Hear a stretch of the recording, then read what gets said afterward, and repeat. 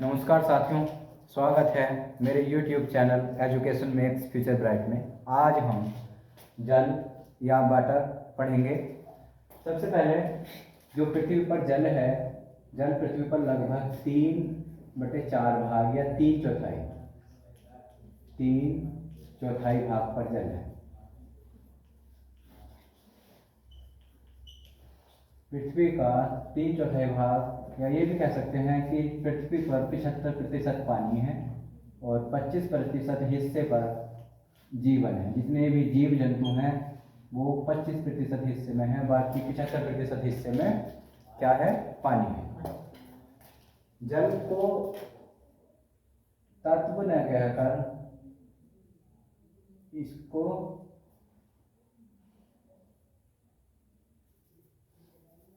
यौगिक कहा गया है। किस तरह से? अगर हम जल का संगठन देखें, जल का संगठन, अगर पानी पर हम विद्युत धारा प्रवाहित करें,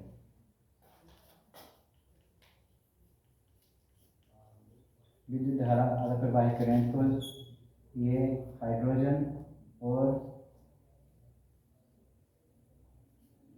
ऑक्सीजन टूटेगा, या H+OH, H आयन और OH निगेटिव आयन देगा।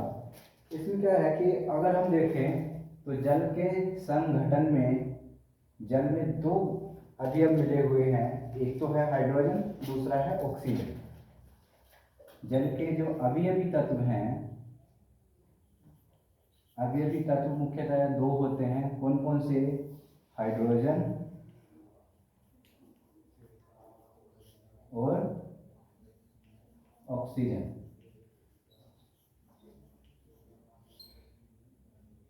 अगर हम तत्वों की बात करें तो तत्व होंगे 3, 1 2 3। 2 हाइड्रोजन के तत्व, 1 ऑक्सीजन का, तो तत्व होंगे, मतलब अवयव तो हैं 2, और जबकि इसके अंदर तत्व कितने मौजूद हैं? 3 कैसे? 2 हाइड्रोजन के तत्व और 1 ऑक्सीजन का तत्व। 2 हाइड्रोजन 1 ऑक्सीजन का तत्व। जल मुख्यतया 2 प्रकार के होते हैं। एक होता है मृदु जल, जिसको मीठा जल बोलते हैं, मृदु जल, और एक होता है कठोर जल। एक मृदु जल का सूत्र होता है H2O और कठोर जल का सूत्र होता है D2O। इससे पहले हम समझते हैं कि मृदु जल और कठोर जल की क्या प्रतिशतता रहती है। अगर हम पृथ्वी पर देखें तो लगभग 97% जल समुद्र में होता है, या इसको समुद्री जल भी कह सकते हैं।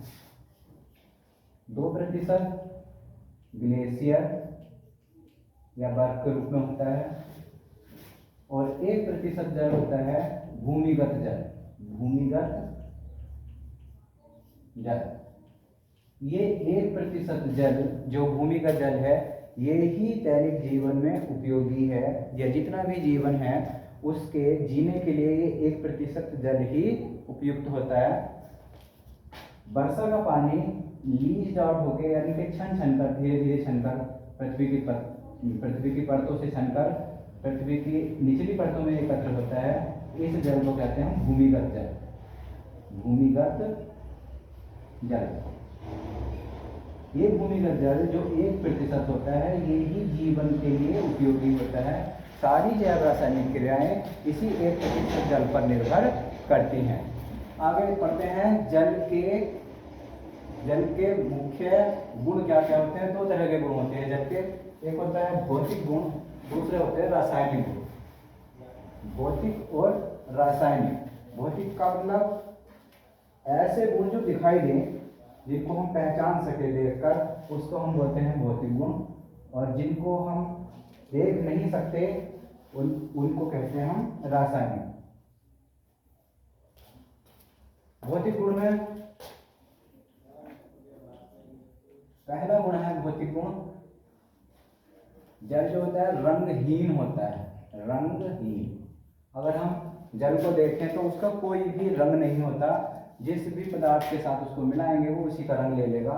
दूसरा गुण होता है गंधहीन, पानी जो शुद्ध होगा उसमें किसी भी तरह की गंध, बदबू या खुशबू नहीं होगी।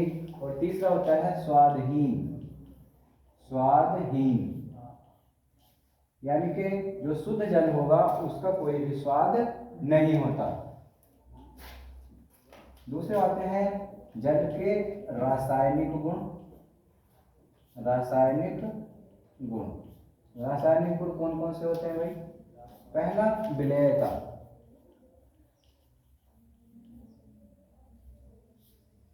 या विलायक के रूप में,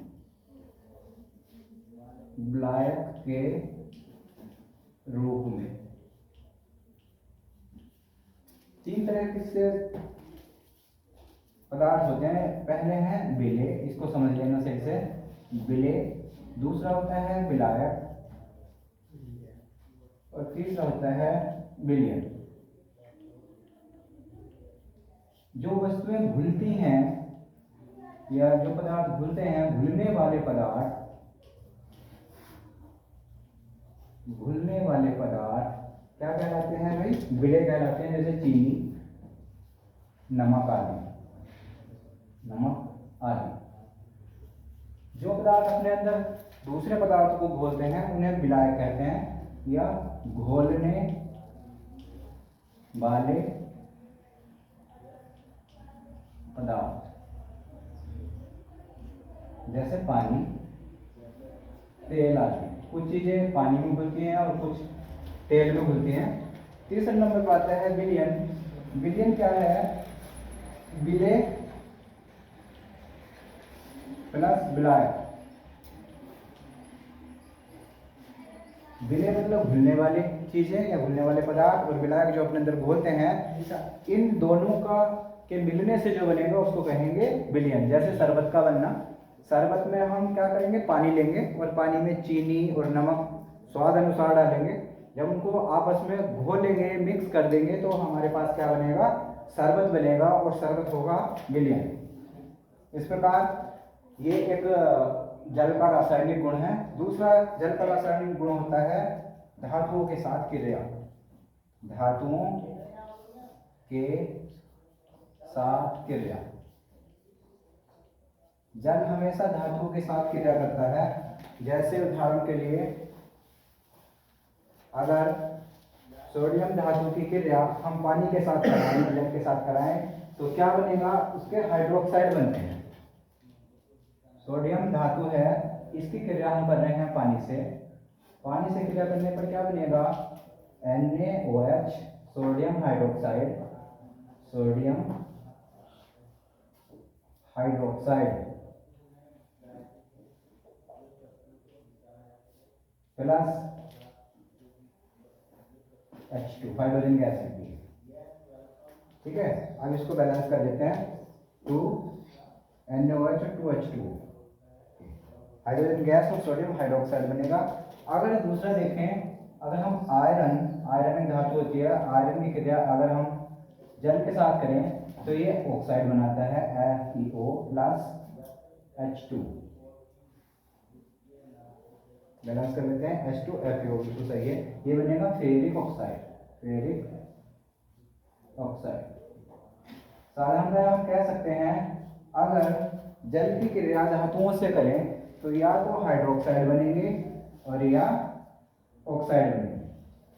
अगर OH जुड़ता है तब बनता है हाइड्रोक्साइड, यदि O जुड़ता है तब बनता है ऑक्साइड। लोहे में जंग लगना ऑक्साइड बनने के कारण ही होता है। लोहे में जब जंग लगता है तो जो लोहे के तत्व होते हैं उनके बीच में ऑक्सीजन के तत्व जुड़ जाते हैं, जिसकी वजह से उसके बीच में दूरी आती है। जो लोहे के तत्व होते हैं, लोहे के तत्व या लोहे के परमाणु होंगे, उन परमाणुओं के बीच में ऑक्सीजन का परमाणु आ जाता है। देख भी रहे हो कि अगर ये 3 तत्व एक साथ जुड़ रहे हैं तो इतनी मोटाई है, और अगर इसके बीच में ऑक्सीजन के जुड़ेंगे तो इसकी मोटाई बढ़ जाएगी। यही कारण है कि एक शुद्ध लोहे से जंग लगा हुआ लोहा मोटा दिखता है, मगर वो कमजोर भी होता है। उसकी जो परतें हैं वो, उनके बीच का जो बंध है वो कमजोर हो जाता है, वो आसानी से टूट जाता है। ठीक है।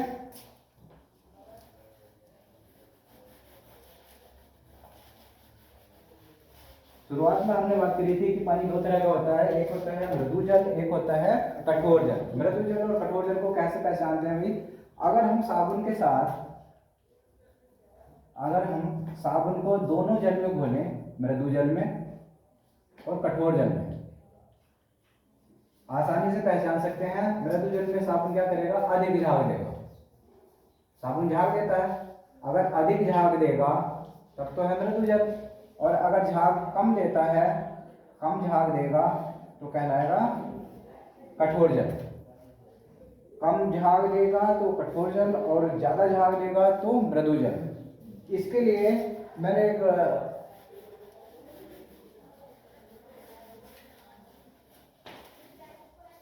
फ्लो चार्ट बनाया है। जल की कठोरता भी दो तरह की होती है, एक होती है अस्थायी कठोरता और दूसरी होती है स्थायी कठोरता। अस्थायी कठोरता कुछ समय के लिए हो या आसान सी विधि से उसे हम मृदु जल में परिवर्तित कर ले तो ऐसी विधि कहलाती है अस्थायी कठोरता,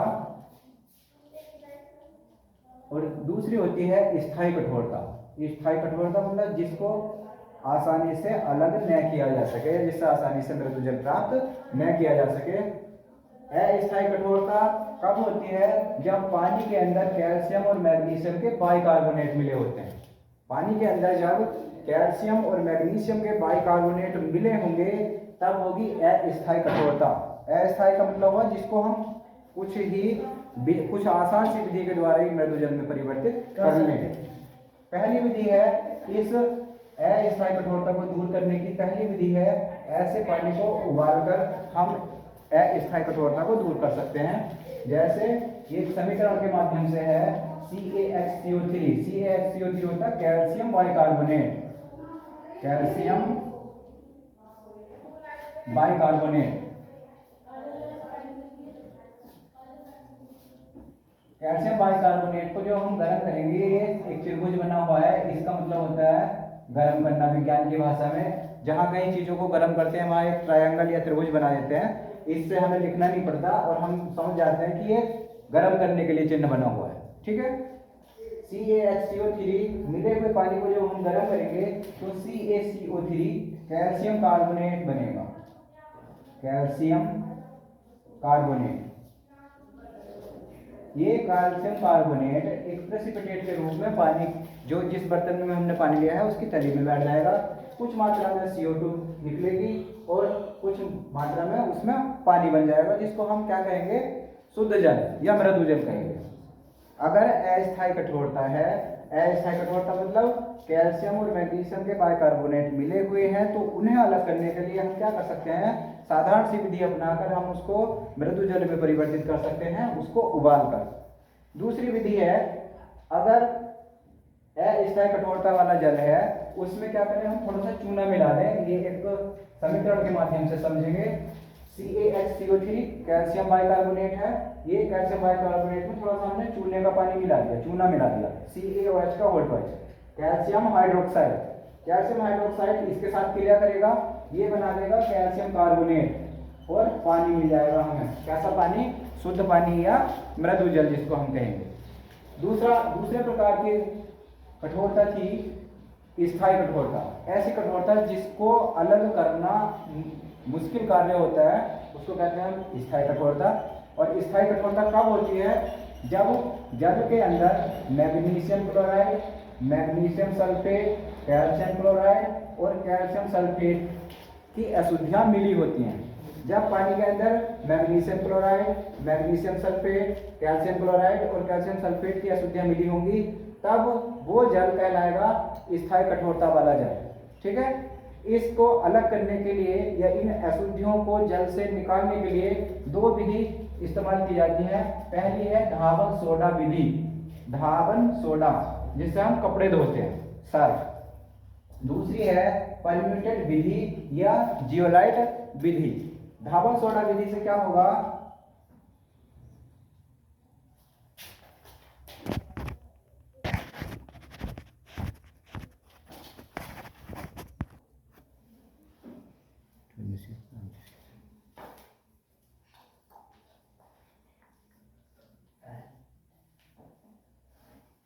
धावन सोडा विधि में, धावन सोडा विधि Na2CO3 सोडियम कार्बोनेट को हम धावन सोडा कहते हैं, सोडियम कार्बोनेट। ये ऐसा जल है जिसमें MgCl2 या मैग्नीशियम क्लोराइड मिला हुआ है। इसके साथ क्या करेंगे, हम धावन सोडा मिला देंगे। धावन सोडा जैसे ही मिलाएंगे तो ये क्या बनाएगा, एक तो सोडियम क्लोराइड बना देगा, सोडियम क्लोराइड, और दूसरा बनाएगा मैग्नीशियम कार्बोनेट।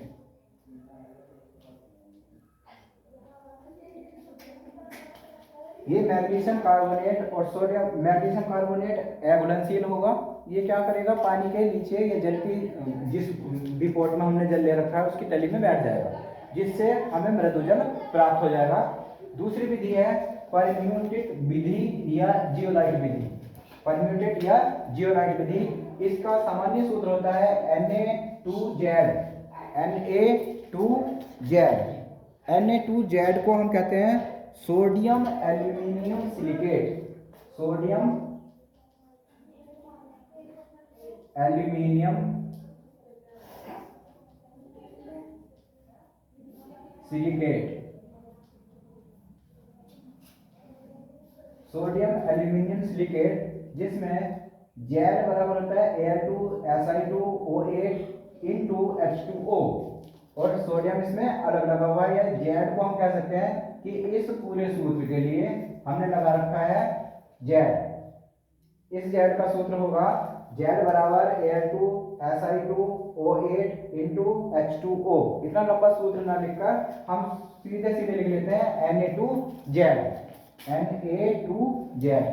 ठीक है, Z का मतलब ये हो गया sodium aluminium silicate, aluminium silicate और सोडियम का N2 हो गया। ठीक है, क्या करेंगे कि जब किसी जल में स्थायी कठोरता होगी उसमें हम ये जिसको हम कह रहे हैं sodium aluminium silicate, sodium aluminium silicate उसमें मिला देंगे। जैसे ही मिलाएंगे तो यहाँ पे क्या होगा, एक विनिमय की क्रिया होगी। विनिमय का मतलब होता है एक्सचेंज। एक्सचेंज को हम अदला बदली भी कह सकते हैं। क्या होगा, जो जल है, जल के अंदर कैल्शियम और मैग्नीशियम होगा, कैल्शियम और मैग्नीशियम के आयन होंगे, तो इसको आयन विनिमय भी बोलते हैं। आयन विनिमय का मतलब हुआ कि इस Na से, ये जो Na है Na2Z, इस Na को हटा के इसकी जगह Mg और Ca, मैग्नीशियम और कैल्शियम इंटरचेंजिंग कर लेंगे, इसको कहते हैं विनिमय। यहाँ पे क्या होगा, Na2Z है तो Na2Z ना बनकर फिर क्या बनेगा, Mg2Z, निकल जाएगा Na बाहर निकल जाएगा, Mg और Ca ये इसके साथ अटैच हो जाएंगे, जुड़ जाएंगे। इस प्रकार क्या होगा, एक अघुलनशील प्रेसिपिटेट बनेगा, अघुलनशील प्रेसिपिटेट मिलेगा हमें बर्तन की तली में। और इस प्रकार हमको जो ऊपर पानी मिलेगा वो शुद्ध पानी मिलेगा, जिसको हम मृदु जल कहेंगे। ठीक है, एक बार दोबारा सुनेंगे। जल की कठोरता दो प्रकार की होती है। एक होती है अस्थायी कठोरता। अस्थायी कठोरता तब होती है जब जल में कैल्शियम और मैग्नीशियम के बाइकार्बोनेट मिले हों। ठीक है, बाइकार्बोनेट का सूत्र देखो, यहाँ H लगा हुआ होगा, ये H बाइकार्बोनेट को शो करता है H, और कार्बोनेट का C होता है, ये कैल्शियम कार्बोनेट होता है CaCO3। H लगने के बाद बाई और लग गया इसमें, ऐसे नीचे। ठीक है, अगर कैल्शियम मैग्नीशियम के बाइकार्बोनेट जल में मिले हुए हैं तो कहलाएगी अस्थायी कठोरता। इसको दूर करने के लिए दो विधि हैं। पहली, उबालकर पानी को हम मृदु जल में परिवर्तित कर सकते हैं, और दूसरा चूना मिलाकर उसमें। ठीक है, दूसरे नंबर पर आता है स्थायी कठोरता। स्थायी कठोरता के लिए क्या है, चार चीजें जिम्मेदार होती हैं, पानी में मिली होंगी। MgCl2 magnesium chloride, MgSO4 magnesium sulphate, CaCl2 calcium chloride और CaSO4 कैल्शियम सल्फेट। अगर ये चार चीजें मिली हुई हैं तब हम क्या दो विधि अपनाते हैं। पहली है धावन सोडा विधि। धावन सोडा कपड़े धोने का जो सोडा होता है उसको पानी में मिलाते हैं, और वो उसके साथ MgCl2 के साथ क्रिया करके NaCl और MgCO3 बनाता है, और इसके बाद में क्या होगा, हमें शुद्ध जल मिल जाएगा या मृदु जल मिल जाएगा। दूसरी विधि जो टफ भी है थोड़ी सी समझने के लिए, परम्यूटेट या जियोलाइट विधि। परम्यूटेट या जियोलाइट विधि के लिए एक सूत्र इस्तेमाल होता है जियोलाइट के, Na2Z। जेड का मतलब होता है, जेड बराबर होता है Al2SI2O8 इंटू H2O। इस लंबे सूत्र को बार बार ना लिखकर हम इसको शॉर्ट फॉर्म में लिख लेते हैं Na2Z। जैसे ही इसको स्थायी कठोरता वाले जल में मिलाएंगे तो वहां पे क्या होगा, मैग्नीशियम और कैल्शियम के आयन सोडियम आयन को निकाल देंगे और उसकी जगह खुद चिपक जाएंगे। ठीक है, ये एक अघुलनशील प्रेसिपिटेट बनाएंगे जिसको हम छान कर अलग कर सकते हैं और हमें मिल जाएगा मृदु जल। ठीक है, चलो आगे बढ़ते हैं। जल की उपयोगिता।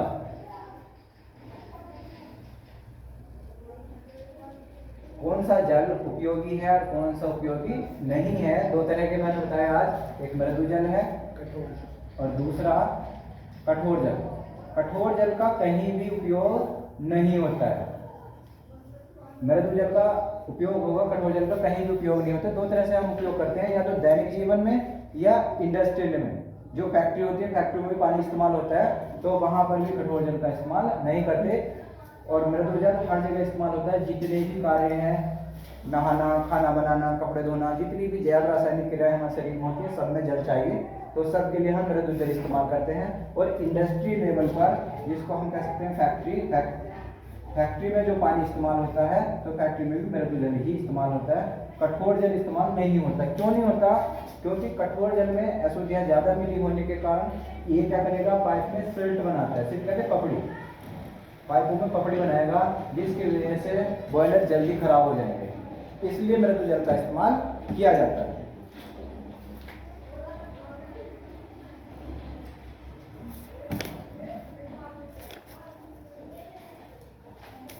आगे बढ़ते हैं। जल प्रदूषण।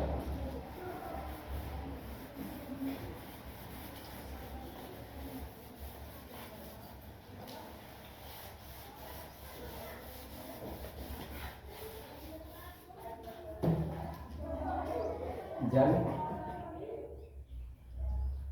प्रदूषण कौन कौन से ऐसे कारक हैं जिनकी वजह से जल प्रदूषित होता है? जैसे सीवेज वाटर,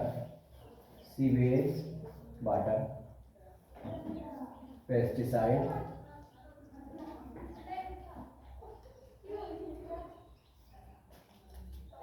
अपमार्जक,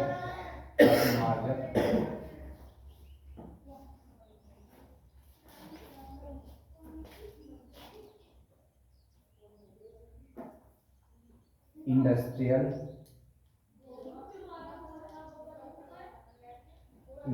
वेस्ट, जो फैक्ट्रियों से निकलने वाला पानी है, गंदा पानी, उसको इंडस्ट्रियल वेस्ट कहते हैं।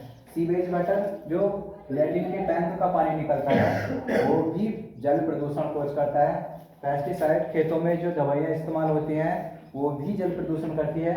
और अपमार्जक कहते हैं डिटर्जेंट या सर्फ, जो घरों में कपड़े धुलने काम आता है सर, ये भी जल प्रदूषण करता है। और इंडस्ट्रियल वेस्ट, सबसे ज़्यादा जो एक्वेटिक लाइफ, जो जलीय जीवन के लिए हानिकारक होते हैं, वो इंडस्ट्रियल वेस्ट होते हैं। इंडस्ट्रियल वेस्ट में लेड मिला होता है, सीसा,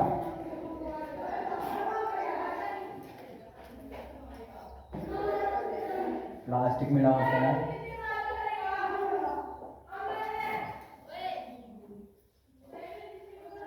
मरकरी, पारा मिला होता है, और कैल्शियम और मैग्नीशियम के आयन मिला। ठीक है, ये इंडस्ट्रियल वेस्ट होता है। ये क्या करता है, जलीय जीवन को प्रभावित करता है।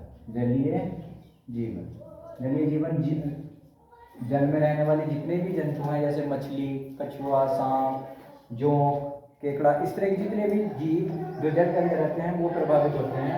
सबसे ज़्यादा हानिकारक होता है लेड और पारा।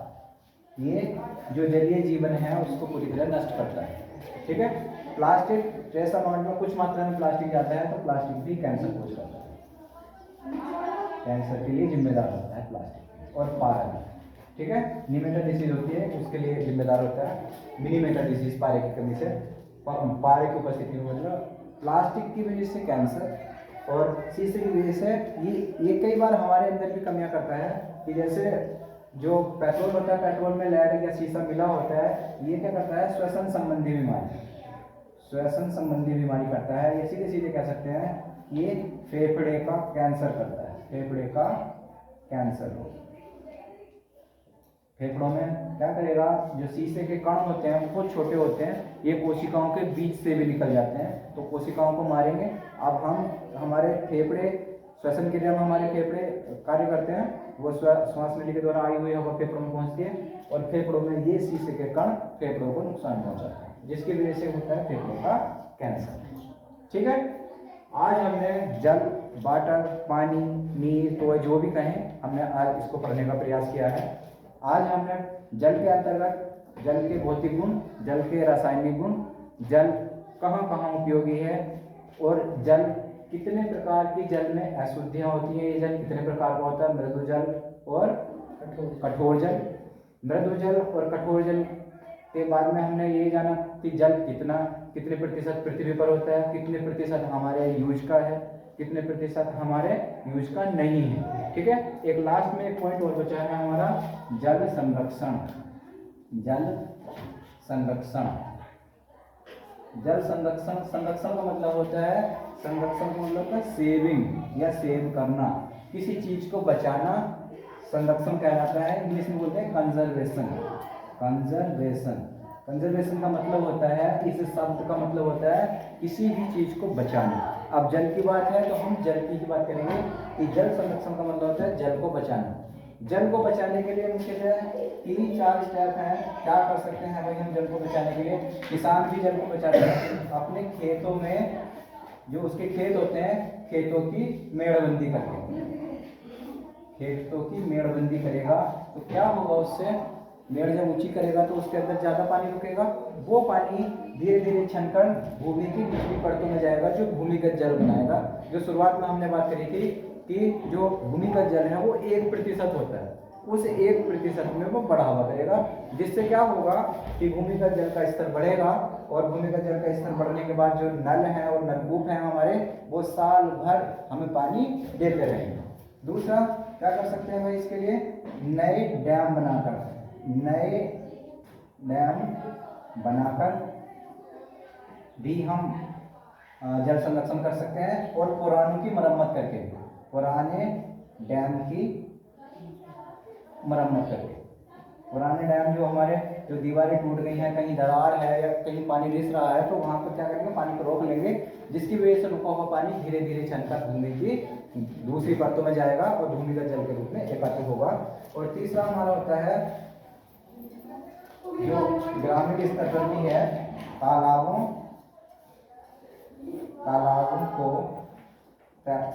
का गहरा होना व चौड़ीकरण।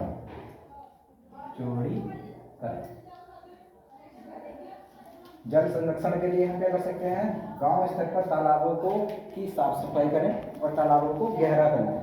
ठीक है, साफ सफाई करेंगे, गहराई करेंगे, तो क्या होगा, उससे जो जल की मात्रा है वो ज़्यादा आएगी। अधिक मात्रा में जल रुकेगा तो वो लीज डालों पे छन कर नीचे जाएगा और भूमिगत जल को बढ़ा देगा। इस प्रकार आज हमने जल को पूरी तरह से पढ़ने का प्रयास किया है। आई होप समझ में आया होगा।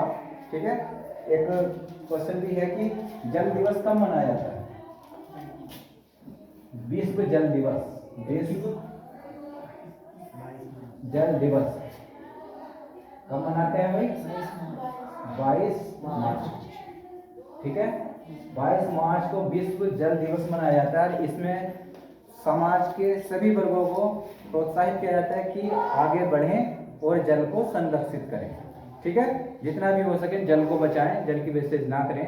आज हमने बहुत अहम एक यौगिक तत्व नहीं कहेंगे, यौगिक कहेंगे, एक यौगिक के बारे में आज हमने पढ़ा है, जिसका नाम है जल। जल है तो कल है और जल ही जीवन है। ठीक है, वीडियो अच्छी लगे तो लाइक, शेयर और सब्सक्राइब करें। धन्यवाद।